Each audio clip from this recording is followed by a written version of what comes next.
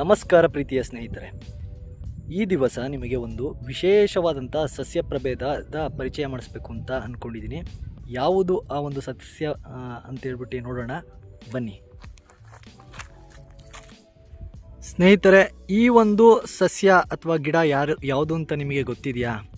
ನೋಡಿ, ಎಷ್ಟು ಅದ್ಭುತವಾಗಿ ಹೂವು ಅರಳಿ ಪ್ರಕೃತಿಯಲ್ಲಿ ಒಂದು ತನ್ನ ಸೌಂದರ್ಯವನ್ನು ಸೆಳೀತಾ ಇರುವಂತಹ ಒಂದು ಅಮೋಘವಾಗಿರುವಂಥ ಸಸ್ಯವರ್ಗ ಅಂತಲೇ ಕರಿಬೋದು. ಈ ಸಸ್ಯವರ್ಗ ನೀವೆಲ್ಲ ನೋಡಿರ್ತೀರ, ಹಳ್ಳಿ ಭಾಗದಾಗಿರುವಂಥ ಭಾಳಷ್ಟು ಜನಕ್ಕೆ ಇದು ಪರಿಚಯ ಇರುತ್ತೆ. ಈ ಸಸ್ಯವನ್ನು ಮುತ್ತುಗ ಗಿಡ ಅಂತ ಕರೀತಾರೆ. ಇಂಗ್ಲೀಷಲ್ಲಿ ಇದನ್ನು ಫ್ಲೇಮ್ ಆಫ್ ದಿ ಫಾರೆಸ್ಟ್ ಅಂತ ಕೂಡ ಕರೀತಾರೆ. ಹಾಗೆ ಇದನ್ನು ವೈಜ್ಞಾನಿಕವಾಗಿ ಬ್ಯೂಟಿಯ ಸ್ಪರ್ಮ ಅಂತ ಹೇಳ್ಬಿಟ್ಟು ಮನೋಸ್ಪರ್ಮ ಅಂತ ಹೇಳ್ಬಿಟ್ಟು ಈ ಒಂದು ಸಸ್ಯವನ್ನು ವೈಜ್ಞಾನಿಕವಾಗಿ ಕರೀತಾರೆ ಸ್ನೇಹಿತರೆ.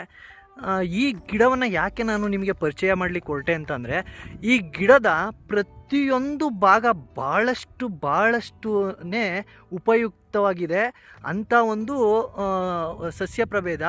ಇದು ಹೆಚ್ಚಾಗಿ ನೀವು ನೋಡ್ತಾ ಇರ್ಬೋದು. ಈ ಒಂದೇ ಒಂದು ಗಿಡ ತೋರಿಸ್ತಾ ಇದ್ದೀನಿ, ಅದಕ್ಕೆ ಬರ್ತೀನಿ ನೋಡಿ. ಸುತ್ತ ಎಷ್ಟೊಂದು ಈ ಭಾಗದಲ್ಲಿ ನಾನು ಕಾಣ್ತಾ ಹೋಗ್ತಿದ್ದೆ.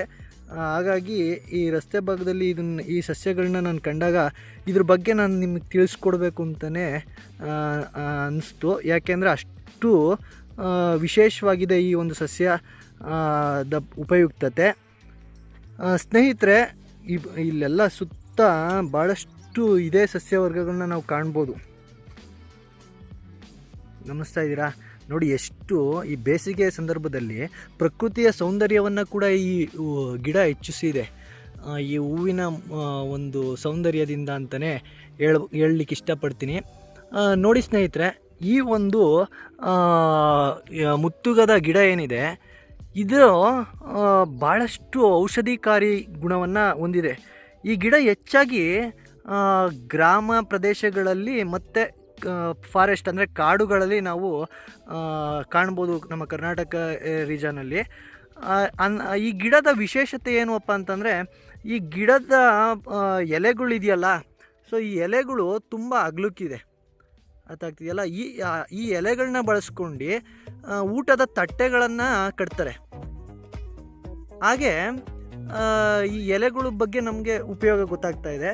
ಸೊ ಈ ಹೂವದ ಬಗ್ಗೆ ಬರೋದಾದರೆ, ಈ ಹೂವನ್ನು ಅಷ್ಟೇ ನೋಡಿ, ಕೇಸರಿ ಬಣ್ಣದಲ್ಲಿರುತ್ತೆ. ಅದ್ಭುತವಾಗಿರೋಂಥ ಕೇಸರಿ ಚಂದದ ಹೆಣ್ಣು ಅಂತಲೇ ಇದನ್ನು ಕರಿಬೋದು. ಅಷ್ಟೇ ಚೆನ್ನಾಗಿರುತ್ತೆ ನೋಡಿ. ಬೇಸಿಗೆ ಆಗಿರೋದ್ರಿಂದ ಈ ಸಂದರ್ಭದಲ್ಲಿ ಆಲ್ಮೋಸ್ಟ್ ಆಲ್ ಇದರಲ್ಲಿ ಎಲೆಗಳೆಲ್ಲ ಆಲ್ಮೋಸ್ಟ್ ಆಲ್ ಕಮ್ಮಿ ಇದೆ. ಅಂದರೆ ಎಲೆಗಳೆಲ್ಲ ಉದುರಿ ಹೂವು ಈ ಒಂದು ಗಿಡದ ಸೌಂದರ್ಯವನ್ನು ಹೆಚ್ಚಿಸಿರುತ್ತೆ. ಈ ಒಂದು ಹೂವು ಬಿಡುವಂಥ ಸಂದರ್ಭ ಯಾವಾಗ ಅಂತ ಹೇಳಿದ್ರೆ, ಫೆಬ್ರವರಿ ಹಾಗೆ ಏಪ್ರಿಲ್ ತಿಂಗಳಿನ ಅಲ್ಲಿ ನಾವು ಈ ಒಂದು ಹೂವು ಅರಳುವಂಥ ಸಮಯ. ಎಷ್ಟೊಂದು ಜೇನುಹುಳುಗಳಿಗೆ ಮತ್ತು ಎಷ್ಟೊಂದು ಒಂದು ಪ್ರಕೃತಿಯಲ್ಲಿ ಏನು ನಾವು ಫುಡ್ಡು ಸಿಂಥಸಿಸ್ ಬೇಕಾಗಿರೋಂಥ ದ್ಯುತಿ ಸಂಶ್ಲೇಷಣ ಕ್ರಿಯೆ ನಡೀಲಿಕ್ಕೆ ಈ ಕೀಟಗಳು ಏನು ಸಹಕಾರಿ ಇದೆಯೋ, ಆ ಕೀಟಗಳೆಲ್ಲ ಇದರಲ್ಲಿ ಭಾಳಷ್ಟು ಆಶ್ರಯವನ್ನು ಪಡೆದಿವೆ.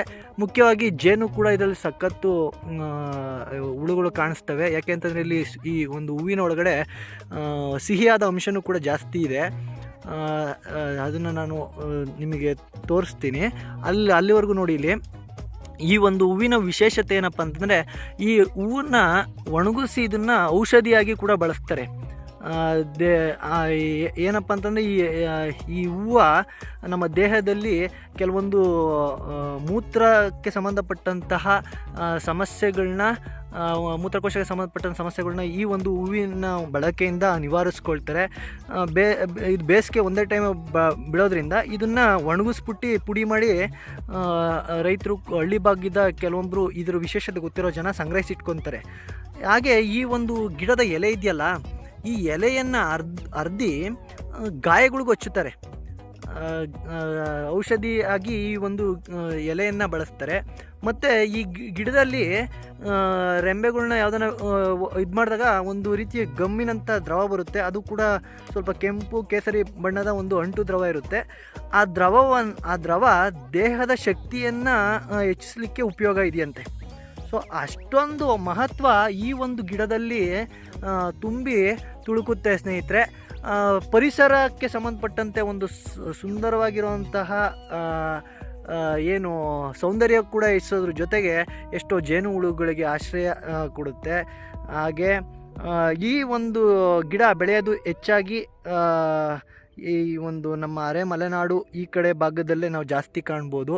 ಮತ್ತು ಈ ಗಿಡ ವಿಶೇಷತೆ ಏನಪ್ಪ ಅಂತಂದರೆ ಬೇಸಿಗೆಯ ತಾಪಮಾನದಲ್ಲೂ ಕೂಡ ಹೆಲ್ದಿಯಾಗಿರುತ್ತೆ. ಮತ್ತು ಈ ತಾಪಮಾನದಲ್ಲಿ ಹೂವು ಈ ಥರ ಚಟುವಟಿಕೆಗಳನ್ನ ಬಿಡುತ್ತೆ. ಹೂವು ಬಿಡೋವಂಥ ಕಾಲ ಅದ್ಭುತವಾಗಿದೆ ಅಂತ ಹೇಳಲಿಕ್ಕೆ ಇಷ್ಟಪಡ್ತೀನಿ. ಇನ್ನೂ ಒಂದಷ್ಟು ವಿಚಾರಗಳು ನೀವು ಇದ್ರ ಬಗ್ಗೆ ತಿಳ್ಕೊಳ್ಳಿ. ಹಾಗೆ ಈ ಮುತ್ತುಗದ ಮರದ ಉಪಯೋಗವನ್ನು ನೀವು ಕೂಡ ಅನ್ವೇಷಿಸಿ ಪಡ್ಕೊಳ್ಳಿ ಅಂತ ಹೇಳ್ತಾ, ಈ ಒಂದು ವಿಡಿಯೋ ನಿಮಗೆ ಇಷ್ಟ ಆಗಿದ್ದರೆ ಒಂದು ಲೈಕ್ ಕೊಡಿ, ಹಾಗೆ ಸಬ್ಸ್ಕ್ರೈಬ್ ಮಾಡಿ, ಹಾಗೆ ಶೇರ್ ಮಾಡಿ ಅಂತ ಹೇಳ್ತಾ, ಮತ್ತೊಂದು ಇದೇ ರೀತಿ ಒಂದು ವಿಶೇಷವಾದ ಮತ್ತೊಂದು ವಿಡಿಯೋದಲ್ಲಿ ನಾನು ನಿಮ್ಮ ಜೊತೆಗೆ ಸಿಗ್ತೀನಿ ಅಂತ ಹೇಳ್ತಾ, ಎಲ್ಲರಿಗೂ ಮತ್ತೊಮ್ಮೆ ಧನ್ಯವಾದಗಳು. ಶುಭ ದಿನ ಸ್ನೇಹಿತರೆ.